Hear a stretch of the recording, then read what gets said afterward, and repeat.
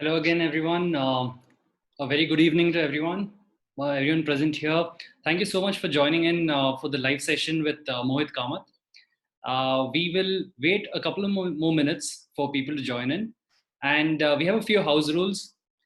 Before you join in, please make sure you connect to the audio and then go on mute. Otherwise, you won't be able to hear us. We've put this up in the chats also for the people who can't hear us, and requesting everyone to turn off their video and let only Mohit share his screen or go live with his video.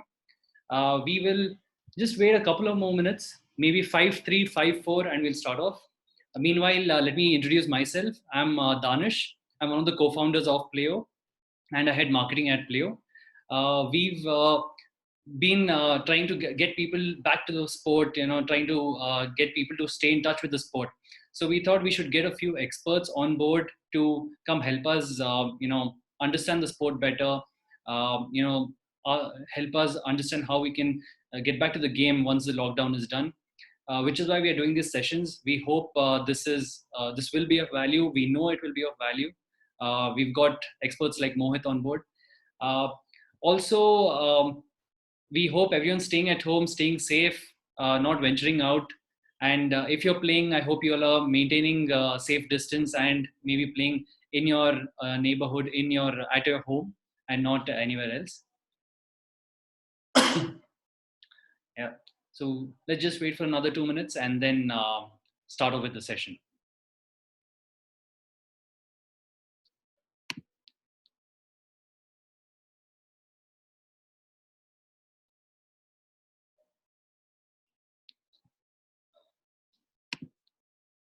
And we've touched 100 participants, which is amazing.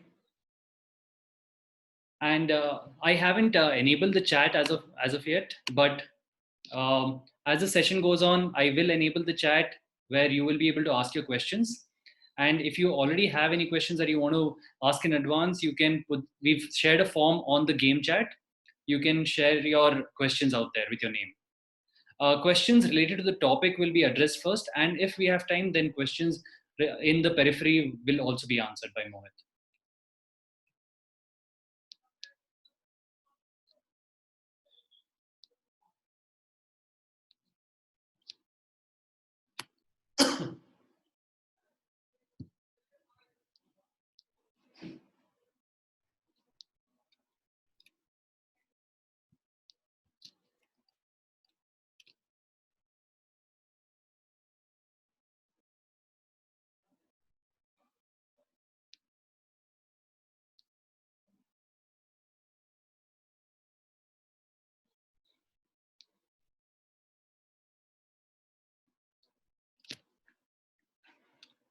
All right, so let's begin.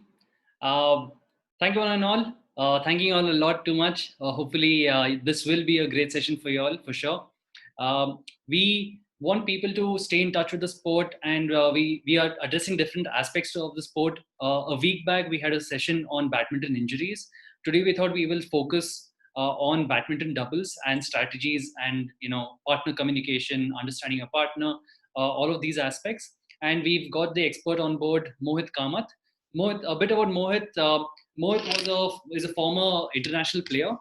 He is the gold medalist at the World Railway Championship that was held in Russia. He is also the director of coaching at Badminton Badminton Academy. Along with that, he is he's certified under the Olympic Gold Quest Coaches Excellence Program. The Olympic Gold Quest creates coaches which can create players that can win Olympic medals for India. So he's clearly already on the path of creating champions. And in 2001, he won the National Games bronze. He's a medalist for the bronze medal. And he's ranked number 4th in the men's doubles category. And which is why he's here to talk to us about double strategies in badminton. Mohit, we'd like to welcome you to the session. So over to you. If you can start off with a brief intro, if I haven't already. Oh, I've missed out one thing. Mohit is a TED speaker. He's given a TED talk sometime back. So we've totally got someone great with us here. Over to you, Mohit. If you can start off something about you and just lay out the context. And I'll unmute you. Yes, I'll unmute you in a minute. Sorry. All right. Here you go, Mohit. Yeah, hi Danish, how are you? So good. Thanks for taking me to your platform today. Playo is wonderful, and I have been associated with Playo for a long time. It's a great platform. So congratulations for your entire team, which is doing this fantastic activity at this point of time where we are all at home, stuck, and having some time with our family and all. Fantastic job, Danish, and your team. So welcome all of you here today. Thanks for making the time on not so busy day, but I'm sure it will be a wonderful session, and I'll try my best on the topics which we have, which Player team has been decided on that.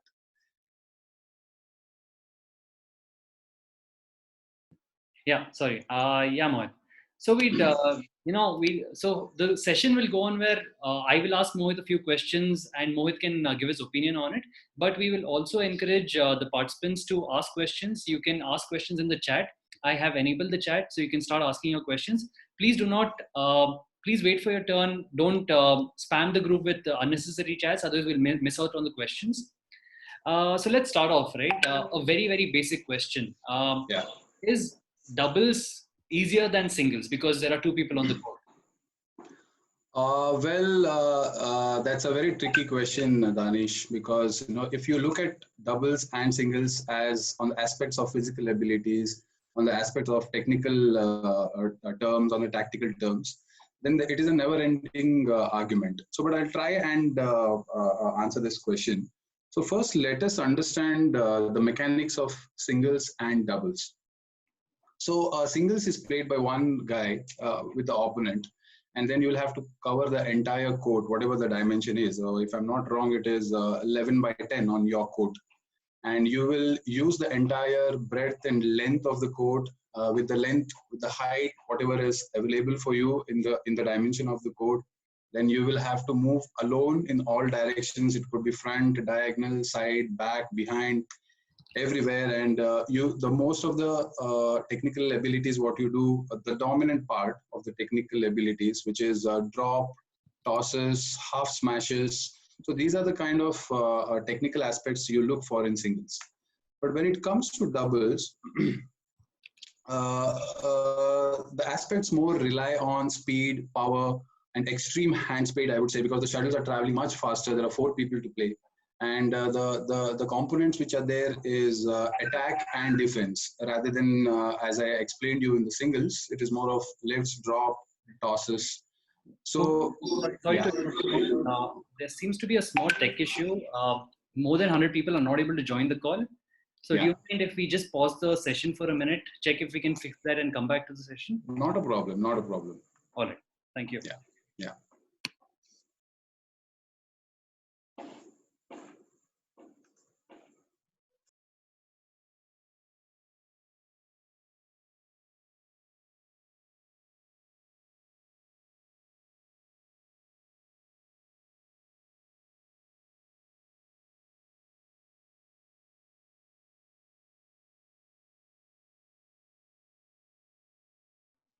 So sorry for the inconvenience, guys. We will get back shortly. Just give us a couple of minutes.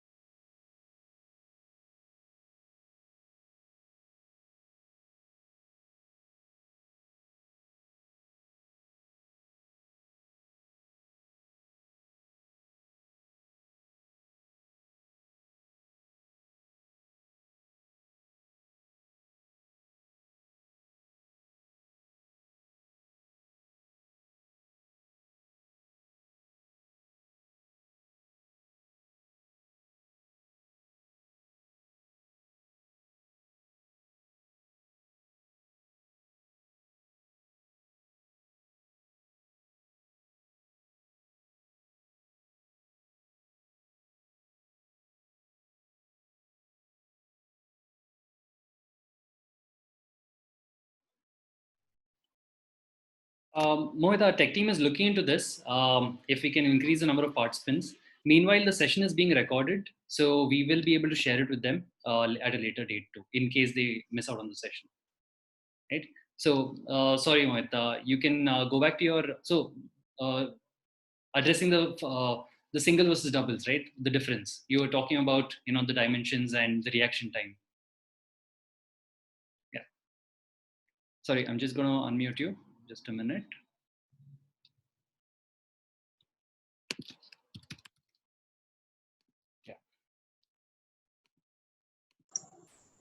Yeah.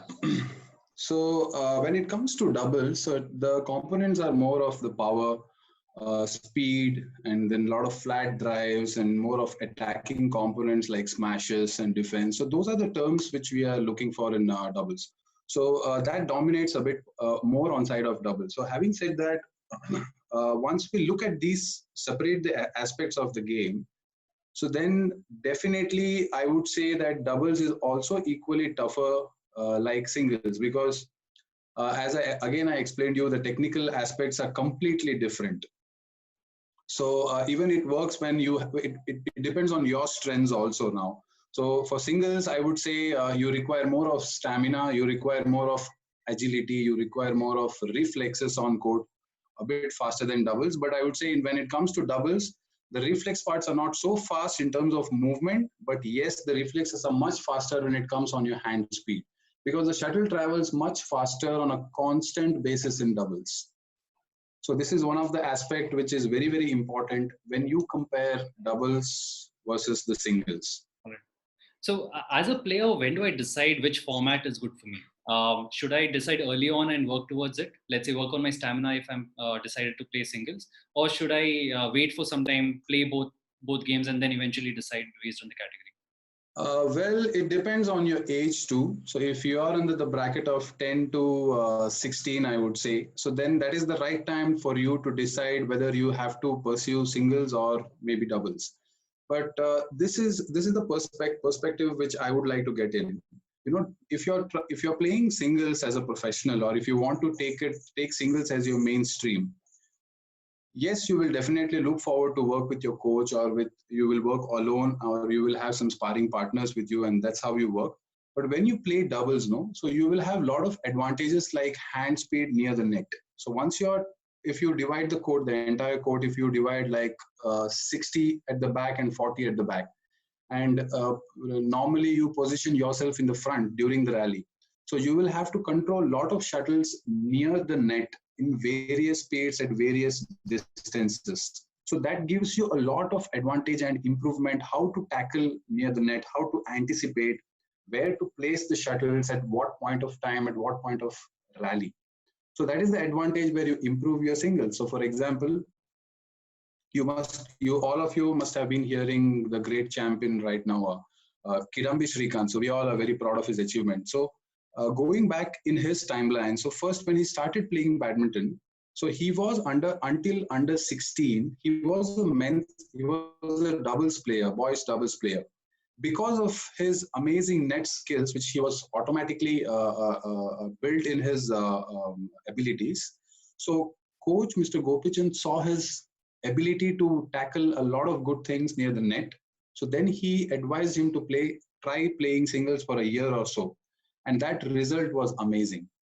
Right. So having said that, it also depends like how at that point of time, your age, your competition, your body, and sometimes it really becomes tough if you don't have a supportive body. Like some people will go through a lot of injuries. Like for example, HS Prannoy. So he has a very injury-prone body. So if you're too much, if you're getting injuries a lot of times when you're playing professional in a professional manner, so it's better you move to doubles. But he has not moved to doubles. But I'm just giving you a case scenario. So again, it depends on the age factor. Interesting. So, clearly, if I was alone, there's a lot that I can do, right? But since I'm picking my partner, the biggest problem is how do I pick my partner? Should that be someone who's complementing my skills? Let's say if I'm an aggressive player, should I choose a more not so aggressive player, or should I choose an aggressive player so that our entire game becomes aggressive? So should they complement my skills, or something that's that I don't have? Yeah. So, it works on a different combination. So, well, you have mentioned that you're a very aggressive. Let's say that you're a very aggressive player. So, aggression means in technical term or the physical term. So, if you take technical term, so aggression near the net is a separate kind of aggression. Aggression behind for attacking is also an aggression.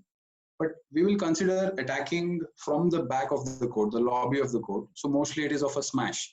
So if you are an aggressive attacker from back of the court, typically if you can have a good skilled partner who has a very good skill like Kidambi Srikanth, as I explained you, he had a very good net skills near the net. So he's extremely good. So if you can understand and have a player who can really play well near the net, that will complement you. And so, what about a defensive player then? How would I react?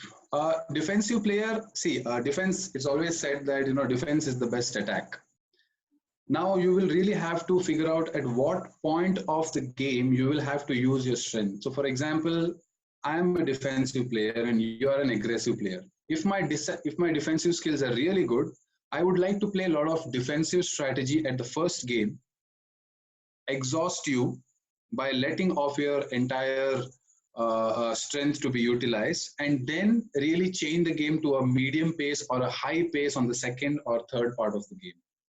Or the second case we can do is the first, if you take 21 points, I would really let you do everything till the 15 points and try to maintain an equal point system. It could be 12 all or 15 all, and then suddenly change the strategy from 15 to straight away to race up the game. So it's a part of the tactical presence which you will have to have. At what point of time you will have to utilize your strength. So that becomes the key. Right. So, but is it compulsory that there has to be a net player on your team? That is not necessary at all. But now what happens is all the time if you are trying to play attack and defense, it is very difficult for both the players, like even the opponents and yourself as well. So you will not be able to attack. So do you think you will be able to attack all the 21 into 3 game? It's very difficult. So then you will have to have other necessary skills which will have some kind of variations in the game, like playing, I would call it as hard shots or soft shots. So you will have to have certain skills on hard shots and soft shots, both from the net or the back lobby. So based on that, you will have to design a game and then also analyze the opponents at what point that you will have to utilize these kinds of hard shots and soft shots. Got it. Okay. Now, doubles is purely about chemistry. So, how do I improve chemistry? What are some drills that I can do at home, or even in this quarantine, if my partner maybe lives with me, right? How do I improve chemistry? How do I understand my partner better? It's a generic question, but hopefully you got the gist of it. Definitely. So let's look at it in three aspects. Okay. One is the technical aspect. So find out what he is good at with, or I will just take this into a general platform, even if you're into the women's doubles category. So first find out what are the strengths which a player can do, which are the weaknesses which a player can't do, based on the technical aspect. So you list out that, and then with yourself, you also list out that. Then go to the physical ability, so moving on court, so how well you can move, how fast, like speed, agility, reflexes, then stability, even you're moving, because badminton is a multi-direction sport. So shuttle can come front, back, up, side, diagonal, at different speed, at different height, right? So you will really have to have that stability on court, so moving all directions. So when it comes to the physical ability, so you will have to assess your partner on the physical ability. And then the last part is tactical abilities, where you'll have to understand whether your partner can anticipate what is the agenda of your opponent to catch you. What is their judgment? So how well they are at different aspects, as I have already told you. So if once you gather that information, so then you can have a clear-cut communication. And also, I would like to mention here, it also depends on the personality of your partner. So whether he would like to have a feedback on the beginning of the match or in between the match and then post the match.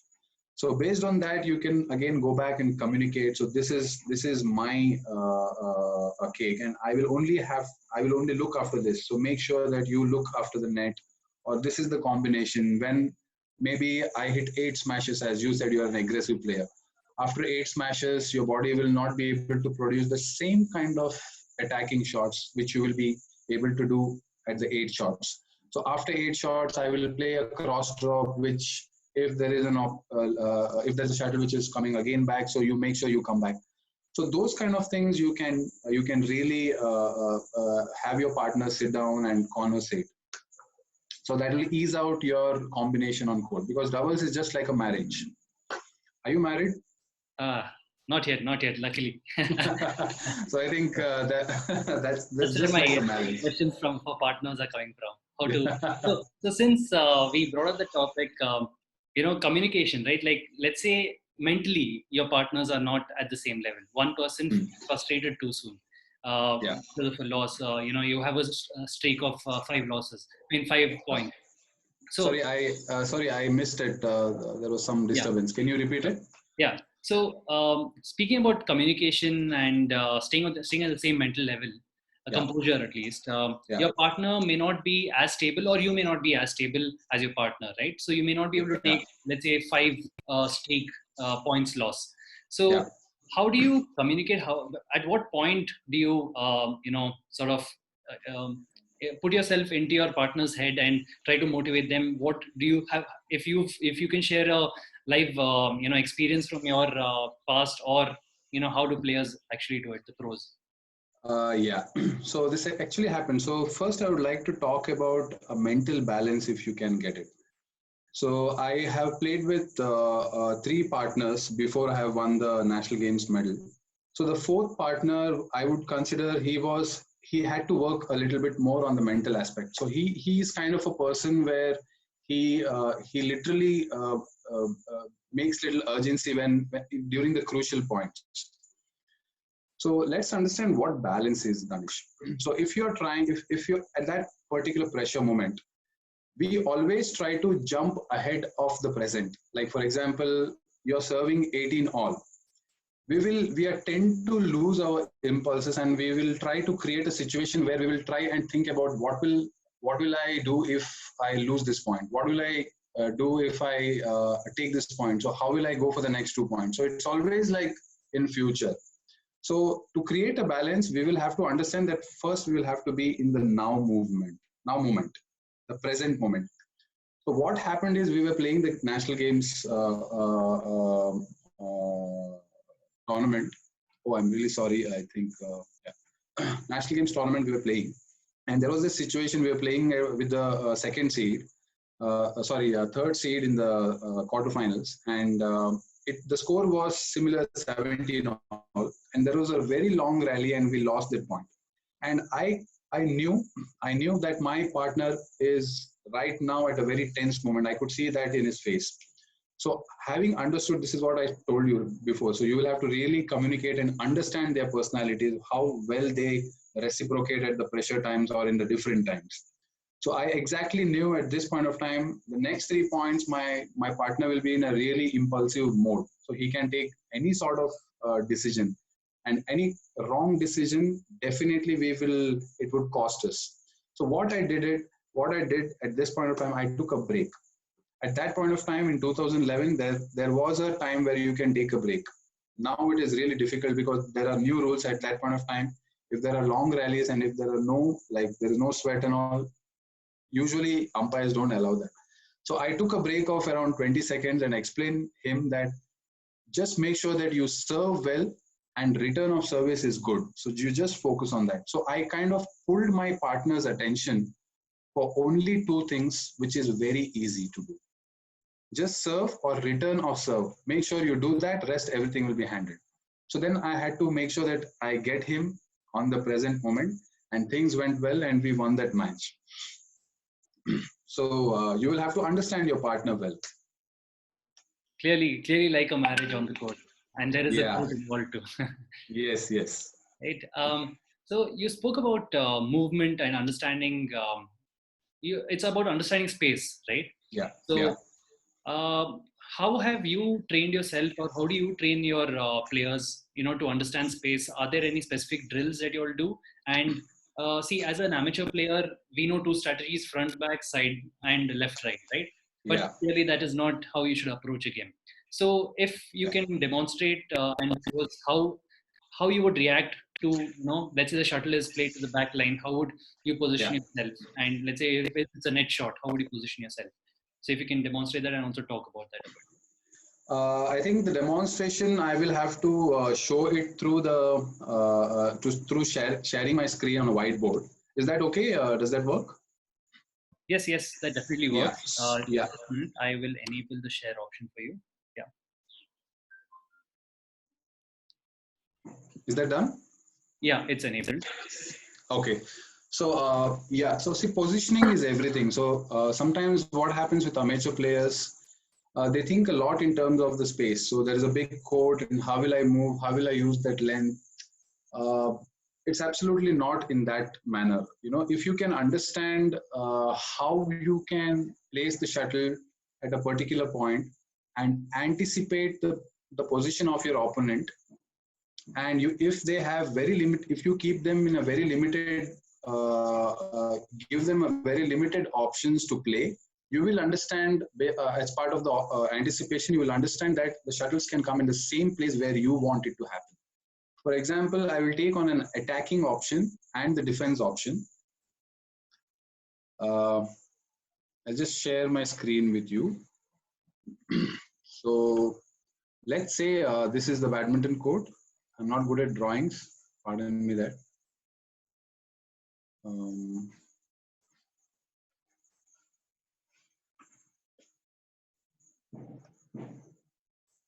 So this is the net, and we have this, sorry.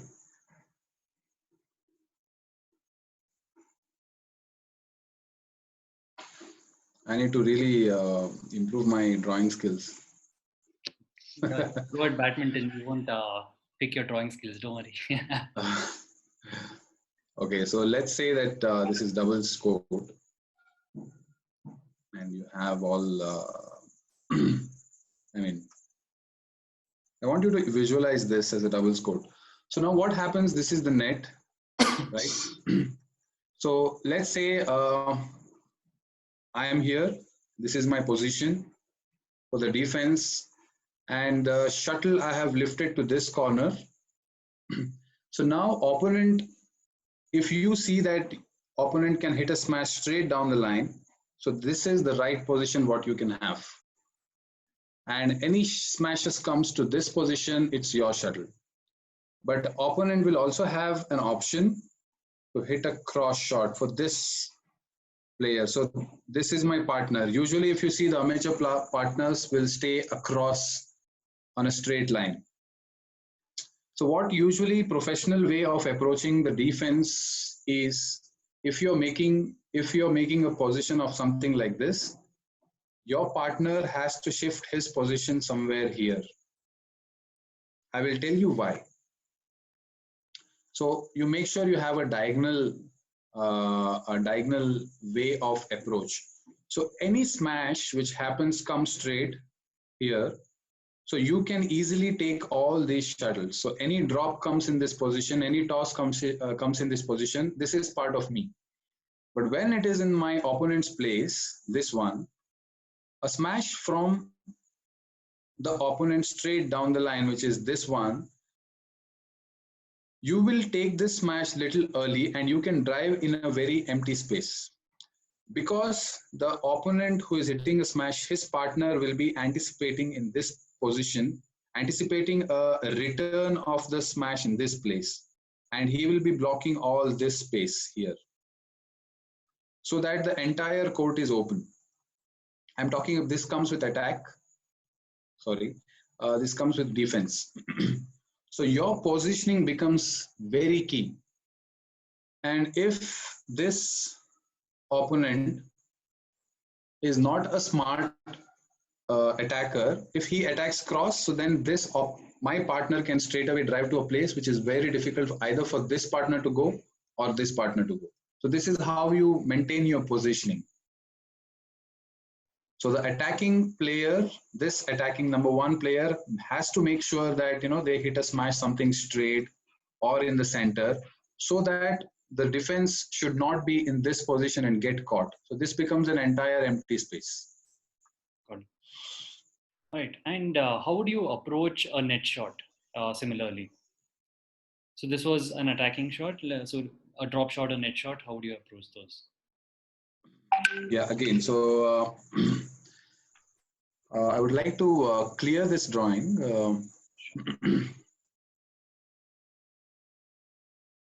So I'll just take the net shot. Yeah. So let's say you're talking in perspective of my net shot or the opponent net shot. I mean, maybe both perspectives. So one is from your perspective, where would you be positioned if you're playing a net shot? And second would be if a net shot is played. So what do you anticipate the next shot to be? Okay.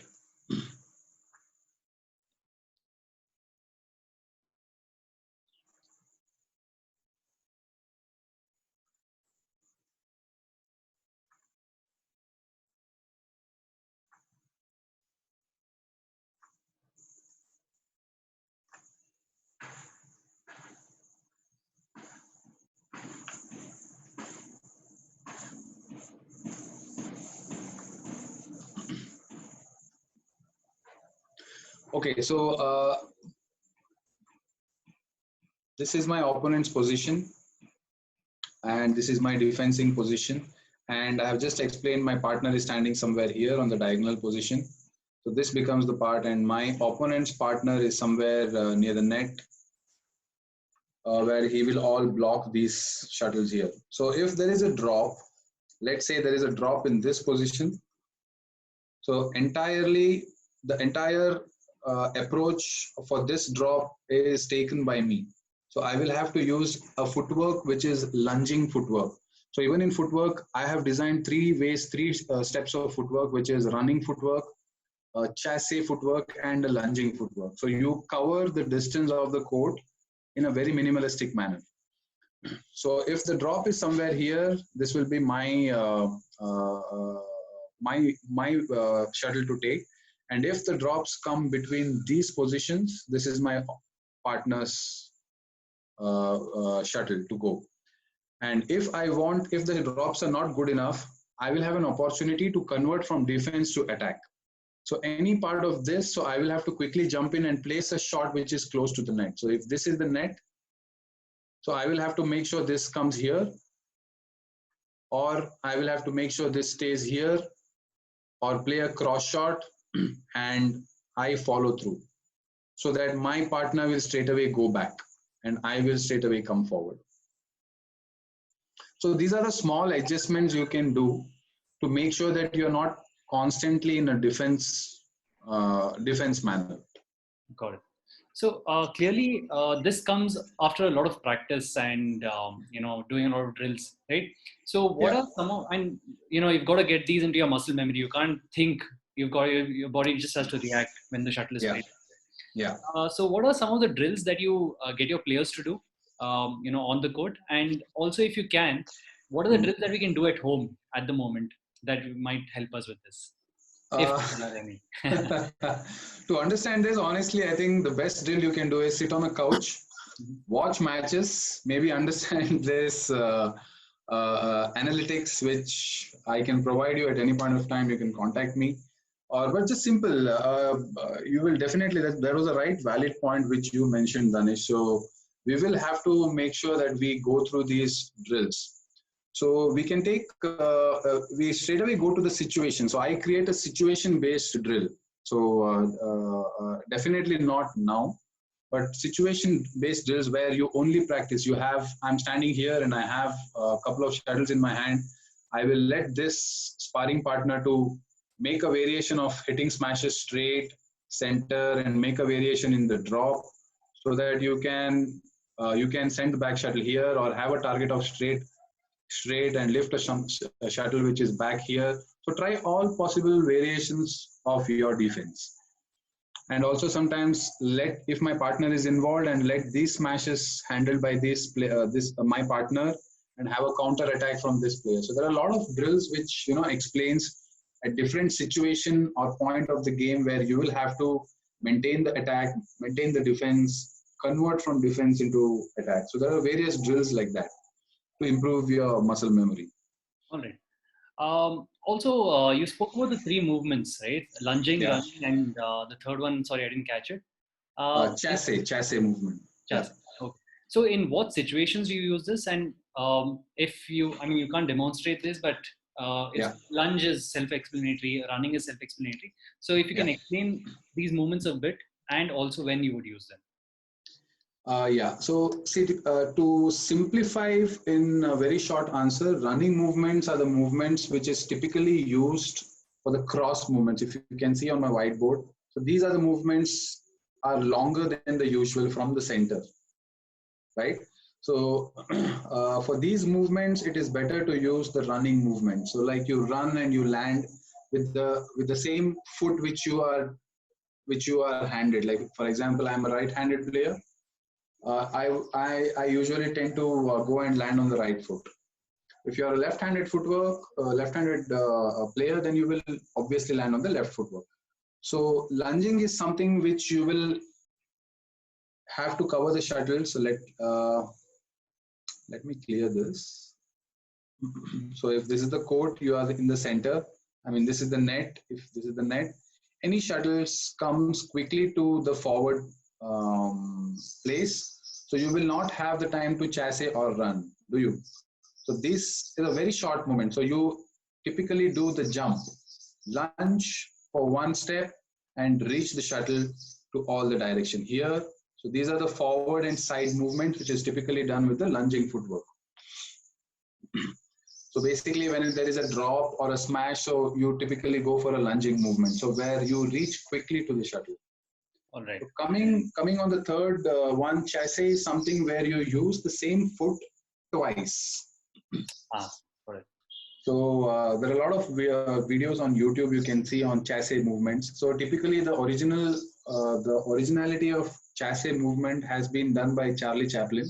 So in one of the old movie, he has been going gaga after doing an act, and then he was doing that chasse movement using 2 steps at a time, two right leg steps at a time, left 2 steps at a time, right 2 steps. So that has been copied. Interesting. And so that's amazing footwork. If you see, there's a difference when you see playing Lindan, he uses all 3 movements. But when you see a player like Lee Chong Wei, he uses more of a lunging and chasse movement because his lowest body strength is really strong and is super light on his body weight. So clearly it's a game of the legs, right? Other than hand-eye coordination and racket. So we can definitely work on our lower body strength at home, if not the drills per se. So we have a few questions about you. They want to know, Lena wants to know, at what age did you start playing professionally? So I started to play professionally at the age of 16. Okay. I have an unusual story because I started very late in terms of professionalism. I started at the age of 14, but I was too much in love with the sport for the first 2 years, and I quickly climbed up the ladder from district to national level. Within 2 years, I was into the national circuit. And within 4 years, I came into the top 20 of junior national rankings. So the love for the sport was tremendous. So that took me faster. But the right age to start is somewhere between 6 to 9. Okay. That would be the right age to start. Nice. And are you an attacking or a defensive player? Sorry, I missed it. Are you an attacking or a defensive player? What's your style of play? I am a defensive player. Okay. Right. Yeah. So we'll give Mohit a 1-minute break.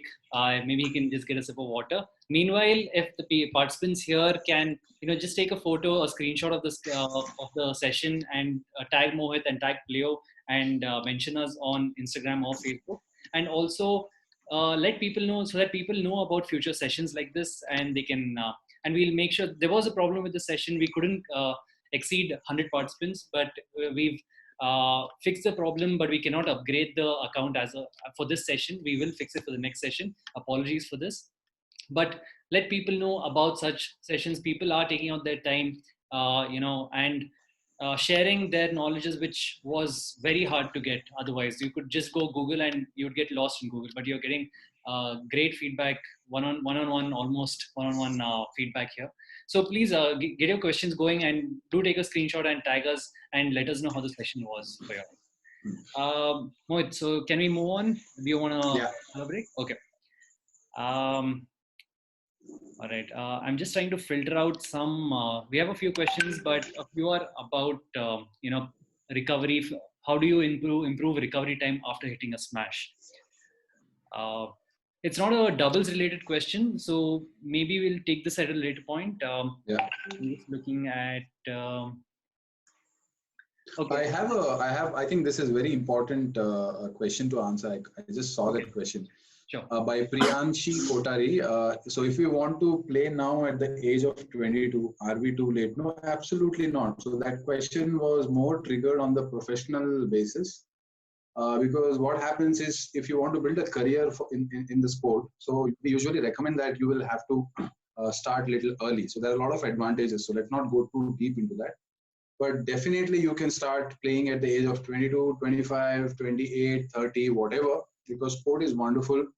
But if you want to play professionally, then definitely you should know how a body works before 25, at the age of 25, or post 25. So there are a lot of other things which you'll have to take into consideration.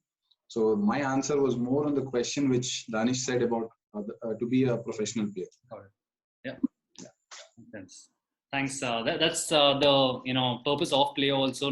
You can start playing at any age. Exactly. And there might be different reasons. Sometimes it's just to play, have fun, or to stay fit, or just to hang out with friends. Right? And maybe even professional is another reason you want. So we have a question from Aditi, which is, what can be a strategy against a pair which follows channel attack? I am not aware of what is channel attack. Okay, sure. Aditi, if you can explain that a bit further, we'll come back to this question. Okay, we have a question from Akshay. While selecting a racket, is there any difference when you are selecting a racket for singles and for doubles? And is there any specifications like the head should be heavier or the shaft should be longer? Definitely. So I think there are two bifurcations. So I would say the light and the heavy racket. If you're on an attacking side, definitely choose a heavier racket, because the repulsion of the stroke when you hit it, so that gives you more speed when you hit the shuttle. And also, not to forget, it also depends on the tension of the strings. But it is said that if you have a higher tension, which is more than 30 lbs, 30 pounds on your racket, that is mainly for your control and stability of your strokes. If you have a lesser tension like 28 or 27 or could be 29, you might get a good repulsion on the shuttle. So if you are a defensive player, better have a lighter racket, because the swings can be a little faster. You can have a lighter note, and then you can take your rackets faster, and then you can be more comfortable on that. But it also goes on the comfortability, because I have been changing rackets. I have been experimenting. I have used head heavy rackets. I have used balanced racket. I have used defense racket.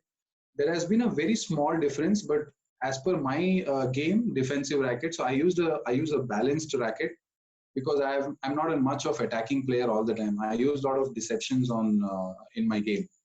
So that worked for me. So choosing a racket and your string tension also helps you when you play. Got it. Superb. What do you do when, let's say, injuries are common in sport, right? What happens when your partner's injured? How do you, keep in touch with your game? Do you have in terms of match? I think you will have to shake hand and take your.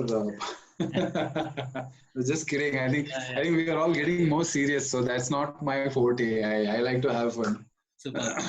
Like, okay, in general, how do you stay in touch with your game? Do you have like a pod of 3 or 4 players who can always have chemistry with, or do you just have a chemistry with that one player? That works in two different ways, Danish. So if you are in a situation where you have abundance of players with you at your sparring or at your academy or at your club where you're playing, then definitely for time being communicating, as we already explained that for all our viewers here, with a good communication, if you have that, you have to be active and you cannot. It doesn't mean that your partner is injured and you will also have to empathize and sit with him or her. No, that may not be possible. So you'll have to kind of move on until your partner gets ready. So until that, you can experiment with other players, or you can find a player who can be kind of a same level. Right. And once he is back, definitely you can tag along. But in the second scenario, if you think that if your partner has a very strong injury like an ACL, MCL tear, which takes around 6 months to 1 year to come back, and then that then becomes a very honest communication that I will have to change my partner until you come back, and you don't have any other partner, then you will have to wait for the time being. So it depends on the situation where how you are. Right. So Raghav has asked the question. During rallies, is it better? You might have answered this already with your drawings, your whiteboard. Is it better to during rallies? Is it better to cover anticipated area or the empty space on the court? It's better to cover anticipated area, because what happens is I express badminton in two ways. So one, badminton you play externally, and another badminton you play here. That's called inside badminton. I'm coming up with a book. It'll take a little time. Oh, so nice. Yeah, so inside badminton is something which you really have to look upon. You will have to execute a stroke in a place where the opponent will find very limited options to reciprocate. Once you do that, I will tell you, you don't have to do footwork. You just can walk on court. It could be singles, doubles, mixed doubles. You just have to maintain a decent speed, power. I would say in amateur and the beginning level of professionals, you just have to maintain your fitness, what is required. But if you learn the art of inside badminton, I think you will, there are no words to express that. It will be just swift badminton. Right. So you'll control the court basically. Yeah. Awesome. Is there any starch difference between men's doubles, mixed, and women's doubles, or would you recommend similar practices and drills for all three? No. Men's double is entirely different than women's doubles than mixed doubles. Mixed doubles, I would say 70 and 30. So 70% is the guy who controls the court, and 30% is the job of a girl.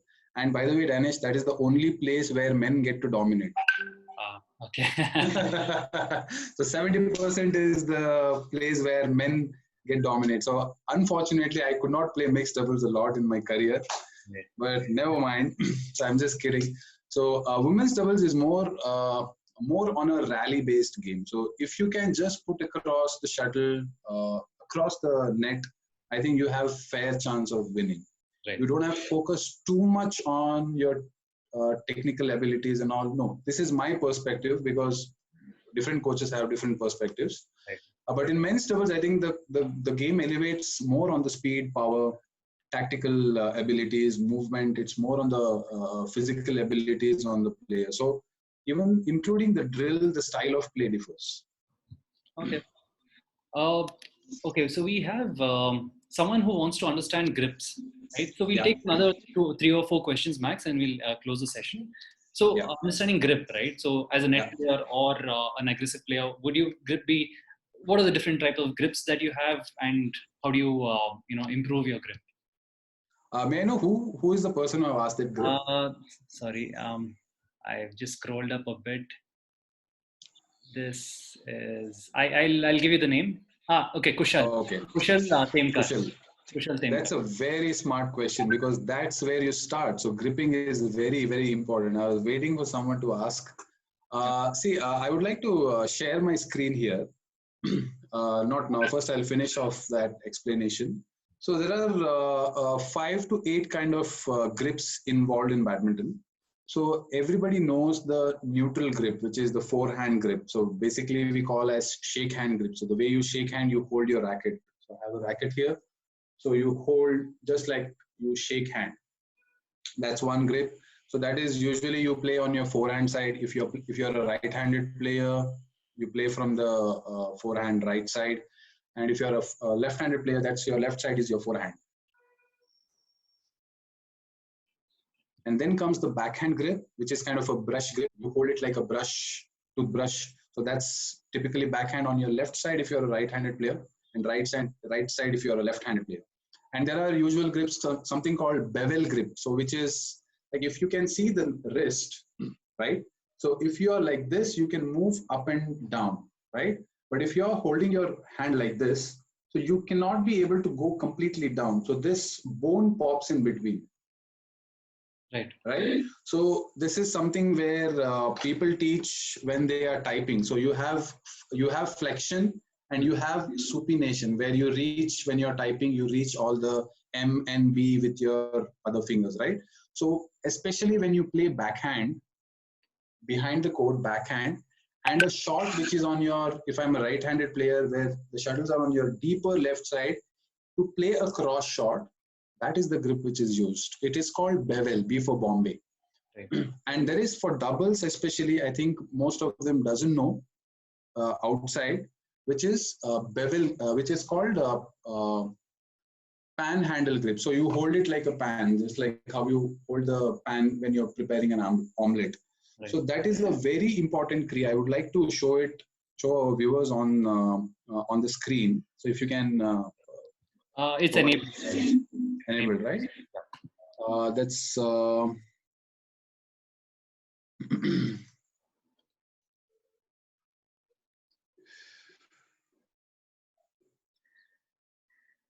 yeah. So this is something called. Can you see that? Yes, we can. Yeah, so that's called panhandle. So the face of the racket is completely straight, and you just adjust your grip, forehand grip, same shake hand grip, but little bit on the outer side. So that once you stand opposite of the net, the face of the racket should be straight to the net. What happens is, Danish, when we spoke about the net skills, right? So your racket, if you're playing a singles player, your racket will be inside. So you kind of get in that particular speed, you will chop the shuttle. So that's not the right technique. You'll have to hold it straight, and you make sure the racket is straight, and you connect the shuttle with exact precise amount of connection. Then the strokes are very sharp and very impactful. So this is something on the 180 degree. If you can visualize what I'm saying, if you stand here, the 180 degrees, whatever shuttle comes, so make sure you use this grip. Mm-hmm. But there is something called partial panhandle grip. I'm sorry, this is panhandle grip, and this is partial panhandle grip, which this grip is particularly used when the shuttle travels beyond 180 degree. If I'm standing like this, with the shuttle comes somewhere here, mm-hmm. So you use the partial panhandle. A little bit of adjustment, little cross, so that you don't miss the shuttle which is going behind you. So in terms of degree, it is 180 to 210 or 220. I'm sorry, it is too scientific. Yeah. You might not be understanding that. But these are the two important grips in doubles which you will have to understand. So this panhandle can be used when you're hitting a smash also. So when you connect the shuttle, it delivers the complete amount of power which you intend to put it. Right. Okay. Interesting. A lot of new things. That's the secret. Huh? That's the secret I've given. So I'm going to be practicing the panhandle with some omelets today. But first you have to prepare some omelets. Yeah. So there was a question about channel attack, right? Which Aditya. So she's explained channel attack. I'll just read out what she's told. She's written. Yeah. Channel attack is where the pair takes attacking position with one partner at the back of the court attacking, and the other gets in front at the same side waiting for a weak return on the net to finish the rally. Yeah. They basically try to shorten the rally. So that's what's channel attack, basically taking out one side of the court. Yes, so I think I've already mentioned when I was drawing about the attacking drill. So the person who is standing back, who has the choice to hit a smash, and as she mentioned Aditi, that the person who is standing, the partner who is standing in front, will wait for the weak return, Mm-hmm. the person who is attacking should make sure that they hit a smash straight, either on the left side of the straight or on the right side of the straight. Right. Make sure they stand hit straight so that the shuttle comes back to the partner who is standing in front. Right. If the player is not smart enough, the attacking player, if they play cross shot, then the entire court will be open on the other side. Mm-hmm. Right? So this is something channel attack. But if the shuttle is too much back, if the length is really good on the lines, it is not advisable. I wouldn't advise as a coach to hit too hard on the straight smash. Make sure you use other soft strokes of badminton, something called half smash or drop, so that you adjust, make sure that you get a very weak return to smash back, and make sure that the shuttle is in reachable position for the front player. Awesome. Great. Now you spoke about, you said some of your game is all majorly about deception, right? So how much time do you spend on trick shots and the deceptive shots? We started with a structure, something as a player, I did the same thing. And as a coach, I'm doing the same thing for my students. So weekly, one session, I completely dedicate it on innovation. So you will have to do something different than the regular practice. So you will have to learn some new skill on your own. And then whatever adjustments is there, then I will be, as a coach, I'll be there for them. But it's a practice where you will have to show a stroke and then play a second stroke. For example, if I have to go and lift, so I do a lifting action, but at the end moment I turn my racket. Right. So it's kind of a deception, the way to learn. So there are like near the net, from center of the court, from back of the court, it could be drop, half smashes, reverse slice. So there are a lot of strokes which you can practice and learn deception. Got it. But until then, first you'll have to learn the controls. You should be able to practice at least to keep 10 to 12 shuttles inside, and then you will be able to play a deceptive stroke. Then there'll be a value for that deception. Right. Otherwise, too much of use of deception will not serve the purpose. Got it. So play to your strengths in the session. Yes. So we have Pradyun, who is 13 years old. He's asking us a question. Can you suggest 3 good rackets for doubles players? I'm not completely updated with the new set of rackets which are coming, because every 3 months there are new rackets from Leaning or Yonex, all the branded ones. I think my favorite would be for doubles is Leaning N95, and then Yonex has this Arc Saber.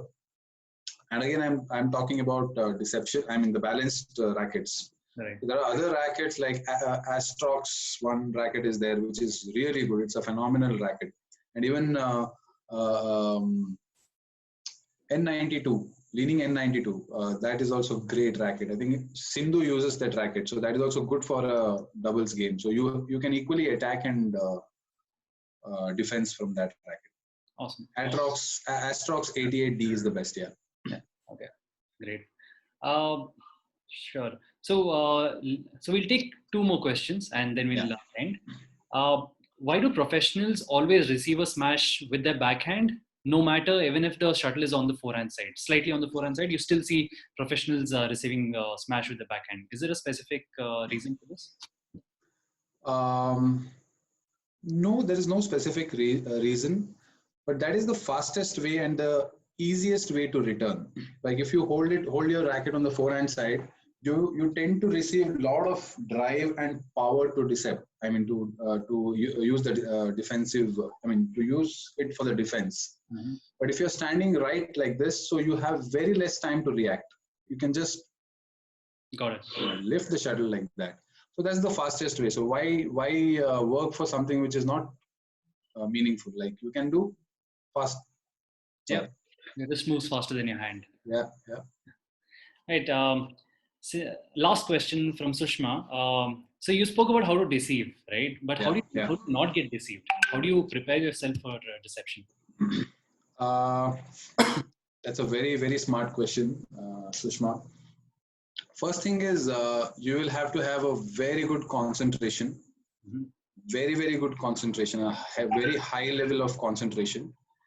And second thing is the anticipation.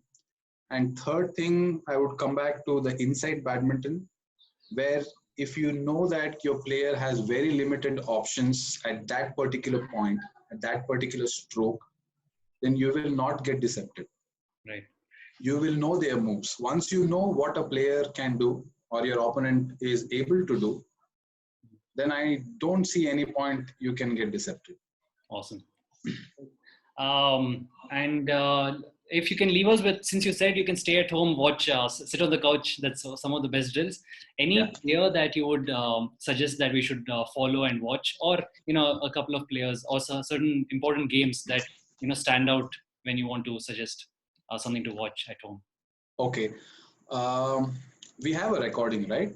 Yeah. So if anyone is not able to understand, like for example, if I suggest you to go back and watch matches on YouTube, right, then obviously there are a lot of matches which are international matches. So instead of watching a drill, I would like you to go back to this video, understand how the attack and defense work, watch the matches on YouTube and learn how to learn, which is I'm telling you right now. When you see a player, doubles players, it could be men's doubles or women's doubles. If you see a player playing from Indonesia, they play a very different style. If you play players playing, Malaysian players playing, they use a different style. If you see a Chinese player or Hong Kong, Chinese Taipei, these are the players, if you see, they play a completely different style. Okay. So maybe you watch different set of players. Danish, Indonesian and Indian have a very similar style of playing. Mm-hmm. Malaysian and Thailand have a similar style of playing. They use a lot of soft and hard play. Indonesians use more of soft and less of hard play. When you see a Chinese and Chinese Taipei, Hong Kong, so that sort of regional players, if you see, it's more of a bang, attack, defense, attack, tuck, Japan players. So then you can understand how these soft play, hard play are used from the different set of players. So then you will get a fair idea how you have to position on court, what kind of strokes are available from your deception or attacking perspective, what are the angles you can follow, how to follow forward and back, channel attacking, which you can really understand from watching a Indonesian player or a Chinese player. They highly use that. I think that is the best way to learn at this quarantine period. Yeah. Thank you so much, Mohit. If we love the audience to type in smashing if you love the session and what more we can do. We'll send out a feedback form too. Go into the chat and just type out smashing, because the smashing session definitely for me. Thank you so much, Mohit. It was great having you. Unfortunately, we couldn't get in the whole lot. We had 400 people who were willing to join the session, but due to some technical difficulties, we couldn't. Yeah, there you go. We have people already typing in their smashing. Yeah, clearly. Yeah, so we spent over an hour about this, and clearly we're not done with the topic. We'd like to come back. There are a few questions which we couldn't address because of time, but hopefully we'll come back for this soon. Thank you so much. Anytime. For badminton, you can disturb me anytime. I'm there. Awesome. Thanks a lot for inviting. Thank you so much, guys. Thank you, everyone. Stay home, stay safe. Yes. Bye-bye. Bye.